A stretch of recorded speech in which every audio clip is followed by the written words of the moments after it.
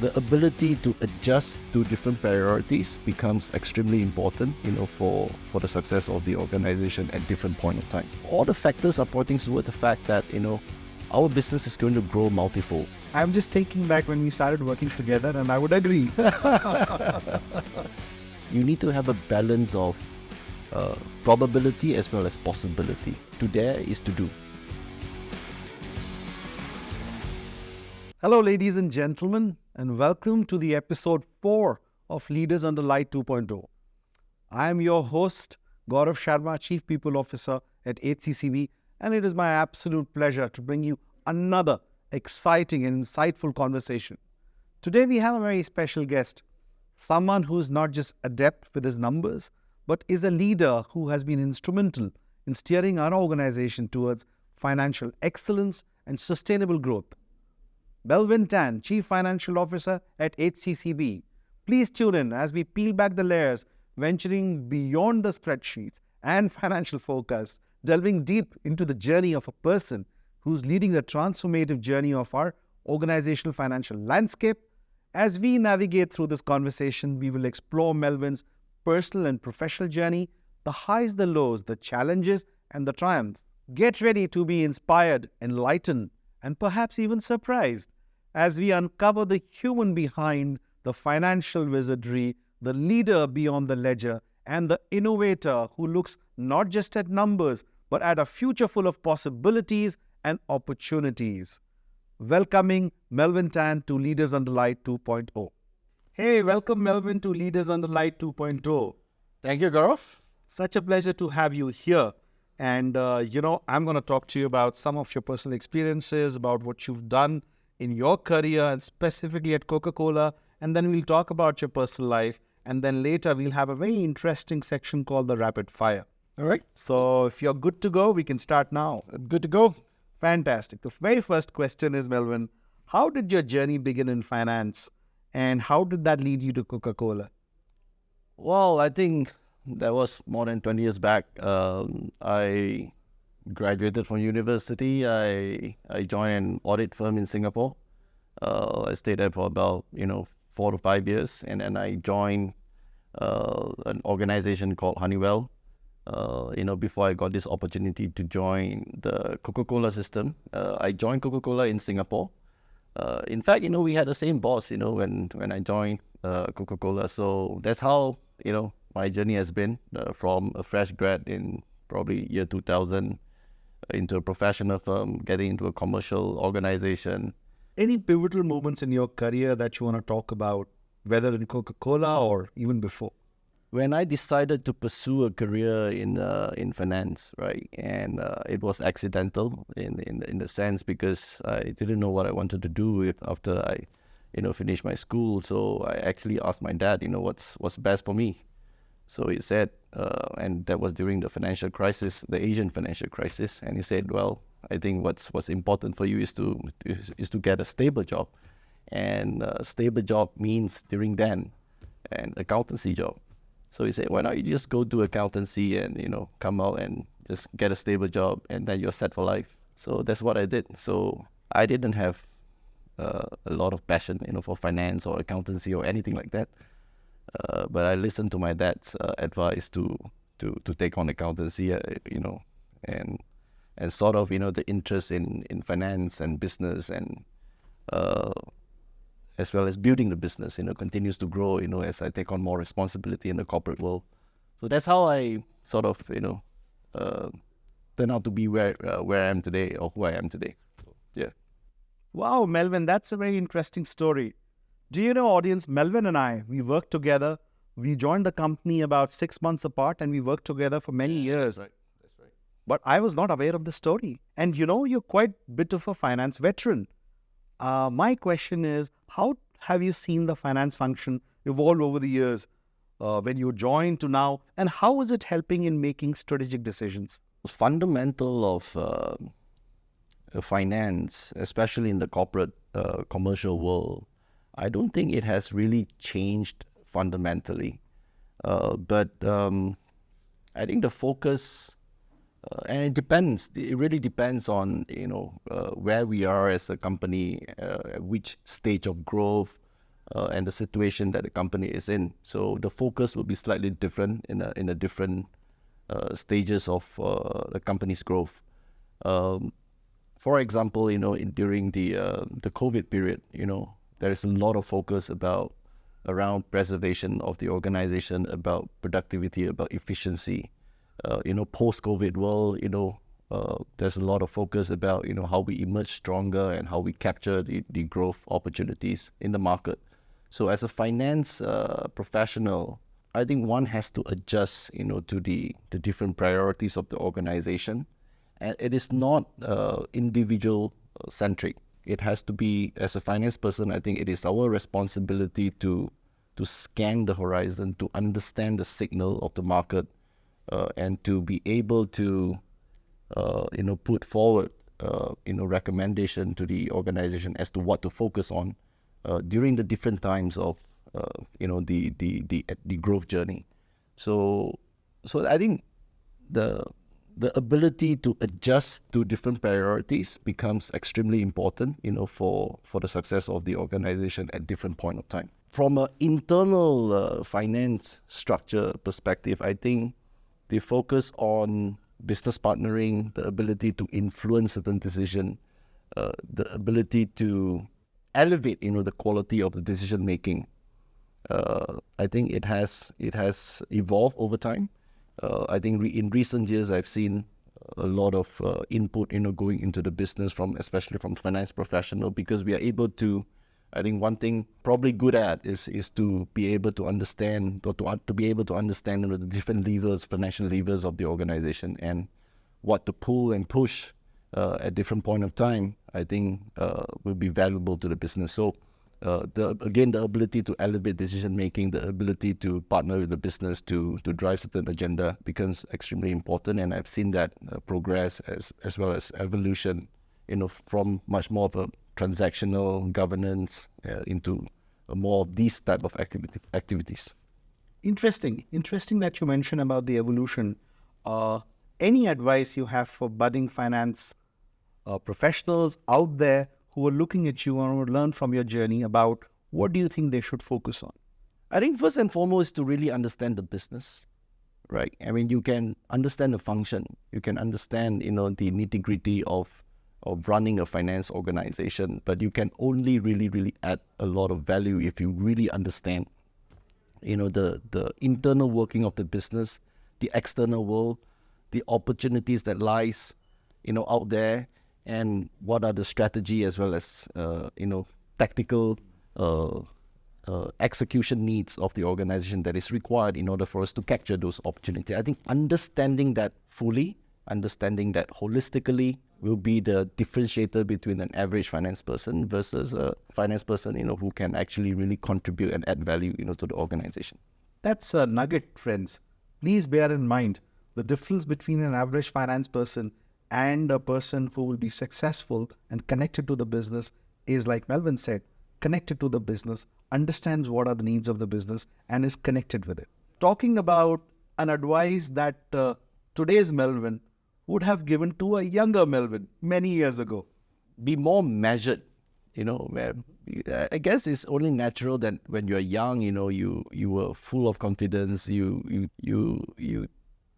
think too highly of yourself, I guess, because if you have experienced early successes in life or in your corporate career, you tend to get ahead of yourself. And I think it is really important to retain a certain level of humility, curiosity, to know that there's still ocean of knowledge and the world out there that you can learn from, that you do not know a lot of things out there in the world. Being humble, being more measured, listening more, to the different perspectives of different people across different level of the society as well as organization would do a young professional good, right? So I think that would be the advice that I would give to my younger self, is to be measured, to be more humble, to be more curious and learn and know that, you don't know everything. So which I've realized and learned over the years, and I think I'm a lot more measured compared to where I was, I think, 20 years back. Okay. I'm just thinking back when we started working together, and I would agree. So interesting points. Being more measured, being more humble, being more curious for the younger Melvin. And I think these are words to live by for young professionals as they build their careers in the corporate world. Changing gears and talking about your multi-country experience, talking about different work environments that you worked in. What are some of the learnings that you picked up due to the diverse work environments where you have worked? Well, I think you mentioned it. I think it's really about diversity. And it's not just multi-countries. I think even within the same countries, there is this diversity of thoughts, right, that you must learn to appreciate because, when you take in feedback and input, from a variety of sources, of people with different backgrounds, different educational level, different setups, people that, grew up differently from you, people with a multitude of different type of experiences, right? So the ability to respect, the differences of view, becomes important because when you are, and when I say this, it's not just about saying it. You got to really feel it. You got to really be genuine about it. That I'm really listening to you, and when you listen, you really process. And I think by doing that, you will be able to come up with a much better solution, much more holistic solution, a solution that would not exist, if you are just listening to, one set of people. So that's what I learned. I think it's really about embracing and appreciating and listening, to people from different backgrounds and different nationalities and different ways of working, different styles. Interesting. Melvin, just picking up on the previous question. How many countries have you lived and worked in? Well, I live in Singapore, I live in Malaysia, and now I live in India. And I believe you were in UK also for some time. UK was when I was there, studying. So yeah, you can consider that living there as well. So looking at these multiple geographies, anything that is consistent across that you think has helped you do very well in these different markets, different countries? Things that are same? Yes. Something which you feel has helped you to remain successful or manage the diversity well across these different countries. Good intention. I think you need to assume that. And I think this is universal, whether you live in UK, whether you live in Singapore, whether you live in India or America or anywhere in the world. Don't assume, right? Because of the different style of communications and different setup, different background, you tend to assume that, when a word is being spoken, sometimes you assume something, which may not be true, right? So I think it's important to clarify and have that real understanding, which means that, you need to have a genuine conversation and interaction, with the person that you're talking to. So I think that's important because, or else, you will tend to assume something, which may not be true, and it creates misunderstanding and it creates a misalignment. So the ability to clarify. So one is to really assume, good intention, from the other person that you're talking to. But more importantly is that, if you feel like, there's certain things that you need to clarify, please just make sure that you clarify. Because I think human natures are the same across the different geography. The style could be different, the approach could be different. So we just need to be able to, navigate through that. Thanks, Melvin. So I think few themes are coming across consistently. One is what you mentioned about being measured, being humble, being curious. The other is, I think you mentioned somewhere about authenticity. Yep. Being true to yourself. And I think these themes are very helpful for our people, for our associates to understand. And as they build their careers, to try and imbibe these into themselves. Yep. Thanks, Melvin. Absolutely. And coming back to our organization, what do you think are the reasons why people should come and work for HCCB? Well, I think there is no better time or place to be right now, at least in my perspective, I guess, right? And it's not just HCCB, I think it's India as a whole, as a country. Just look at the macro, just look at the demographic. I think the country itself has a lot of tailwind that is going to propel, the country forward for the next 5 to 10 years. This is the country, where globally this is the country, where we will see sources of growth coming out very strongly across different industry and categories. And now the category that we are in, the industry that we are in, is even more, I would say, even more optimistic. I would see it as a lot more optimistic because, when you reach a certain level of GDP per capita, discretionary income, and coupled with the fact that this is a very young country, so the demographic was good, urbanization, so all the factors are pointing toward the fact that, our business is going to grow multifold in the next 5 to 10 years. From a business perspective, I think over the last 4 to 5 years, I think we have built a very strong foundation for the business. We have built capability, we have transformed, the financial performance of the organization, essentially, building a very strong platform and foundation for us to capture those opportunities in the future. And right now, we are doubling down on really building capability, building differentiated capabilities that will, again, enable us to capture the opportunity more than our competition. So it's very exciting, right? And in that sense, because we are just starting. And we are also bringing talents, diversity of talent, I would say, diversity of talent.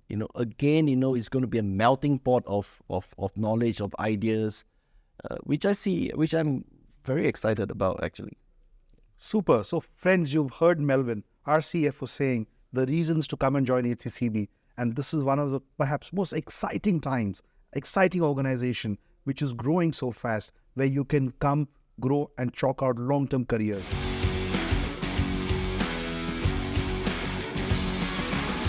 Melvin, so as I said, we are moving on, and we are talking about you now, slightly personal questions, and trying to understand from your professional career, any instances or any experiences that have made you a better leader. There are many instances, I guess. Not just instances. I think there are lessons learned along the way. I was thrown at the deep end, very early in my career when I was a manager. And this is with the accounting firm? Not the accounting firm. I think it was I was managing a plant, and it was really a bad situation that we were in. You went in there, the entire team is gone. You had to rebuild the team. So, and before I took the job, I remember, my boss asked me, do you want to take this job? I was very uncomfortable because the situation wasn't great, right? So I was going into my first role as a manager, but I took it on, and I think it was the best experience that I could ever hope for because I learned so much of stuff. So the lessons learned was that when you are faced with a choice, right, have the courage to take the riskier option. Rather than staying in your comfort zone. So I think that makes me a much better person as I develop my career, because it builds grit, it builds determination, it builds, again, humility, curiosity. You learn a lot along the way. So I think all those things really help. When you went through a very difficult maybe assignment. But what makes it different is that you first have to take the decision to get into it. With no guarantee of success. In fact, the probability of failure is so high. But you have to take that first step, and you have to risk yourself in that sense, because along the way, even if you fail, you would have learned so much.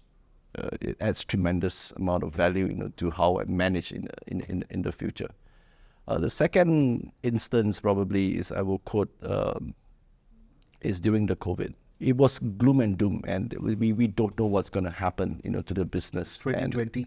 Yeah, it was in 2020, and I was already in India. It was my first year in India, and it was a complete mess in the sense that with all the lockdown, we're not selling, we are essentially, we don't know what's going to happen, right? So the ability of the system, the beauty of the Coca-Cola system is that, during this toughest of time, people come together very strongly and agree on the sets of things that we want to do very, very quickly without any debate, because we know that, we need to survive, we need to preserve, we need to ensure that, we can still pay the salary of the people. The ability for us to unite as a group of people, to do what's right for the business, for the people, was very humbling experience for me. And that makes me, I think, a much better person, because it sort of makes me believe that, we have a bunch of really, really great guys in the organization and in the system. Yeah, so I think that's really humbling for me. Interesting. And is this how you motivate and build future leaders within HCCB in your function? Yes, absolutely. I think it's not just that. I think it's the combination of stuff. I think to build, great leaders or great finance professional within an organization like HCCB, I think first and foremost, you need to have the clarity of vision and thoughts, right? The clarity of vision meaning, you need to be absolutely clear, where we are going, how to get there, and what is the framework and the building blocks to getting there. And you got to really talk about it day in, day out, to ensure that this clarity is down to every level, that people understand this vision and what needs to be done. Once we have this clarity of vision, then it's really about making sure that you have a set of strategy actions to build towards that, right? And that comes with conviction. Conviction means believing in doing certain things that are probably not so popular, difficult, but that if you do it right, it's going to add tremendous amount of value. So the clarity, the conviction of doing things that needs to get done, the confidence of getting it done, right? And ultimately, it's really about, while doing all this, right, things will fail, things will not go according to what you planned for. You need to have a little bit of compassion as well, to be to safeguard, people. Because people will be taking risks, people will be putting out themselves out there, to drive certain initiatives, certain results, certain business imperatives. You need to be able to provide that safeguard. So I think that's how we build business. You must have clarity of thoughts. You must have the clarity of thoughts as well as the vision. You must have the confidence. You must have the conviction, and you must have a bit of compassion. So if we get all these four to five things right, I think we will be able to build, great leaders, for the futures. I think those are basics, building blocks to become a great leader, in my view. Melvin, thank you for talking about how you're building great leaders here in your own team and within the organization.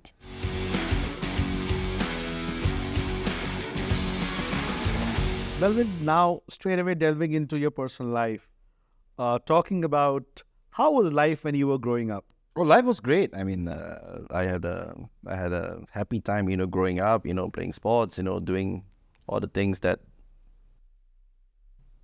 young kids or teenager do. So yeah, I mean, growing up was great. I have a great family, great support system. So I went through life, thinking that, the world is a beautiful place to be in. So in that sense, I think I was very fortunate, very grateful that I have very supportive parents, my siblings. So yeah, it was great. Any advice that you remember that you received which has stuck with you? My family value has always been very traditional, that you work hard, stay humble, keep your heads down, don't draw attention to yourself, and, very typical East Asian, Southeast Asian or Chinese value, right? But my brother was slightly different. I mean, he was a go-getter, when he first started out, working, he was a go-getter. He wants to be seen, he wants to be really, really successful. So that was so when I first started working, when I first started entering the workforce, that was the advice that he gave me, that you have to really, really work hard. You have to stand out. You have to make sure you get noticed. Yeah, he's my elder brother, right? So in that sense, I think it was interesting, because then I started saying that, okay, now I have to work hard, yes, but I also have to, be really, really aggressive at work, just to get myself noticed, and so that you can get elevated as quickly as possible in the early part of your career. So that was interesting.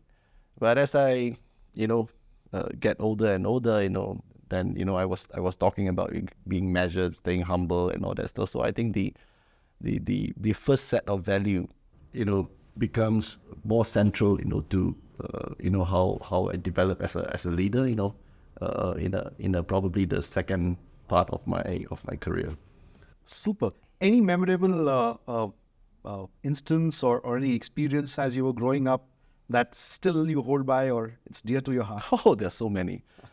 I remember, and this is relating to a value, that I hold dear to my heart as well, which is about loyalty, right? Mm-hmm. And when you're growing up with your sibling, and when you're growing up, if you're naughty, you get punished, by your parents, and because I was growing up with my brother, Were you the naughty one? we were both naughty, right? So Just two of you?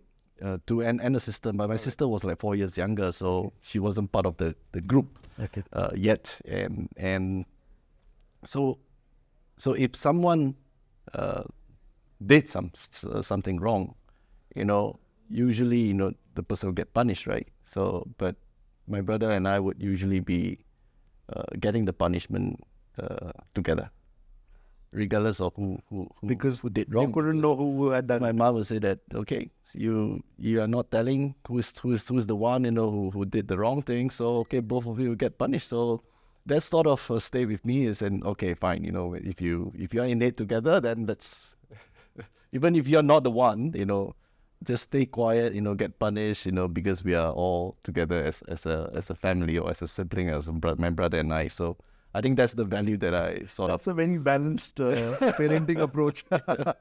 So, do you follow the same for your kid? No, I don't. It's a different era of disciplining children. So right. So yeah. Changing gears, we know that you're an avid golfer. Yeah. And tell us about what have you learned from the sport and why are you so keen on golf? Well, I picked up the sports, during COVID, because I live on a golf course. So, I think there's so much to learn about the game. It's not the technicality of the game itself, but it's about what the game teaches you because I think it's a very good reflection it's very close reflection of life, in the sense that you can have a good day, you can have a bad day, you can have a stretch of very good days, where you were playing really, really well, and then suddenly the next stretch of a week or two, you were playing really badly. So it teaches you so many things. It elevates you, and you become so confident that you have improved your game. But the next day, you went back down, to ground zero. So it is very humbling. You ask your handicap. Handicap is about 12. So all right. Yeah. So yeah, it's very humbling in a sense that don't get ahead of yourself. Don't be too cocky. Don't be too too proud of your achievements. Just don't take yourself too seriously. I think that's what golf teaches you. So you're living the way you live your life. You're playing golf the same way. Yes, absolutely. Interesting. And yeah, you're right. And you can have expectation, but when you are in the game itself, just do your best for the next shot, because there is no going back. So, and life is the same thing. You can screw up, you can you can fail, but it's about the next step. So you have to give the best, in your next shot, right? So because the most important shot is the next shot, right? So always looking forward, always hoping, and always giving your best for the next shot. That's how I... Life journey, and keeping this analogy in mind, where are you? Are you on your front nine or are you on the back nine?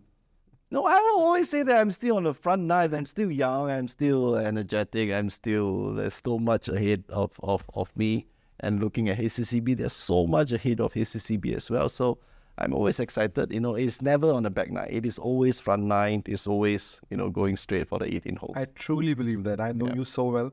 And I truly believe that you're still on your front nine. Yeah, the best is yet to come. Yes, absolutely.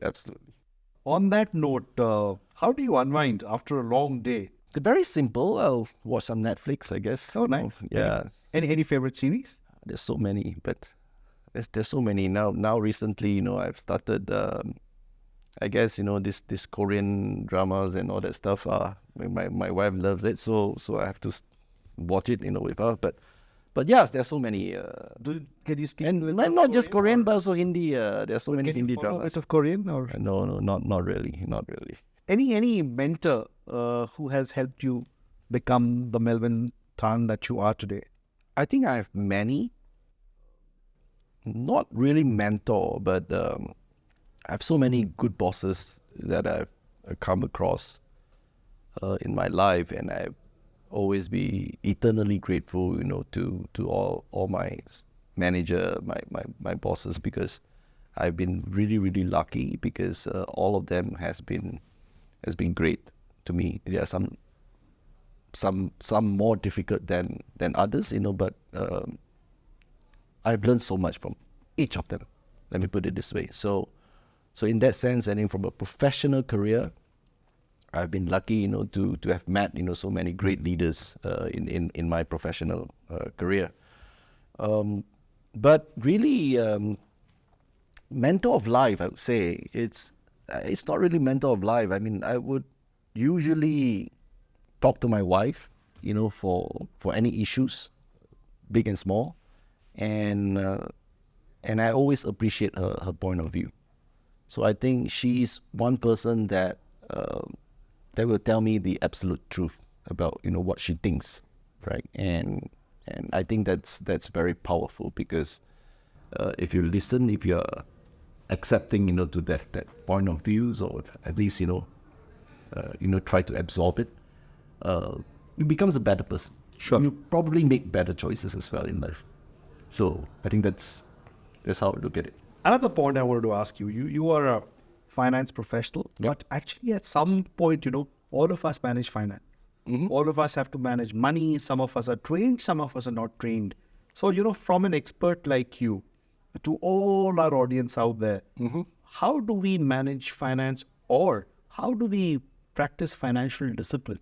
Not the best person to give the advice, to be honest with you, because what I do professionally probably doesn't translate to what I do, personally. Because I'm a very conservative guy on a personal front.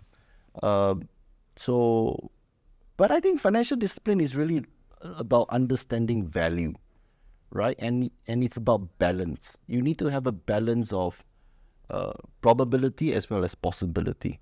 That's what I call it, right? And so at some stage, again, the ability to process signals, external signal as well as internal signals, will give you that ability to deploy your resources in a balanced way. Sometimes, you need to deploy it to capture all the possibility. Sometimes you need to deploy it maybe to exploit, existing opportunities, which means that you don't go too aggressive in terms of, new revenue streams or investment or growth and stuff, but more about, exploitation of existing capability and means driving efficiency. But there are times, where you have to, invest your time to capture the possibility. So it's really about balance, and it's about situation, it's about, really understanding the signals, being able to be sensitive to that, and then deploying your resources accordingly. So there's never a fixed formula, I would say. It's about, again, depending on the time of the day, the growth curve that a company is actually on, and being able to deploy those resources to maximize value overall. So friends, the mantra which Melvin just gave, let me summarize it. What he said is, for every financial opportunity, we need to look at the balance of probability versus possibility. Yes. And that is so profound.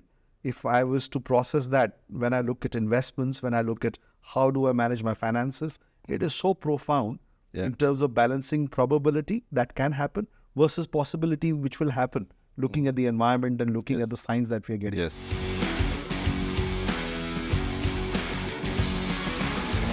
Now, this is the final round, the last stretch. This is the rapid fire round. So are you ready? Yeah, absolutely. So here we go. So I'll fire out the questions and you have to answer fast. Okay. Here we go.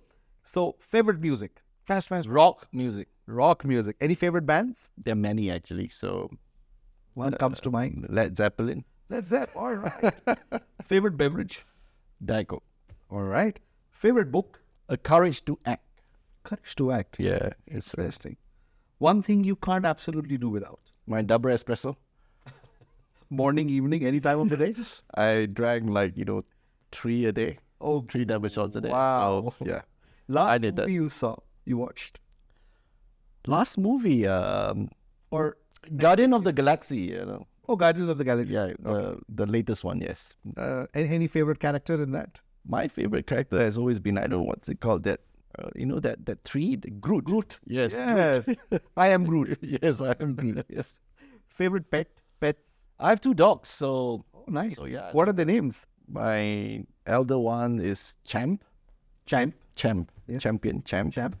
And the younger one is called Cola. Oh, all right. Yeah. Last one. Slogan or anthem that you live by? I'm a Spurs fan, Tottenham Hotspurs. So, and I think to dare is to do. To dare is to do. What to dare is to do. Yes. Basically means you got to do it, right? Yeah. So I live by that. So Dare is to do. So, friends, we got an amazing insight into our Chief Financial Officer at HCCB, Melvin Tan, old colleague and good friend. And he spoke to us about his professional journey, his personal journey, and of course, some key insights about what makes him what he is today. And like he said, the slogan he lives by, dare to do. Thank you so much for your time, Melvin. Thank you. Really interesting conversation. thank you.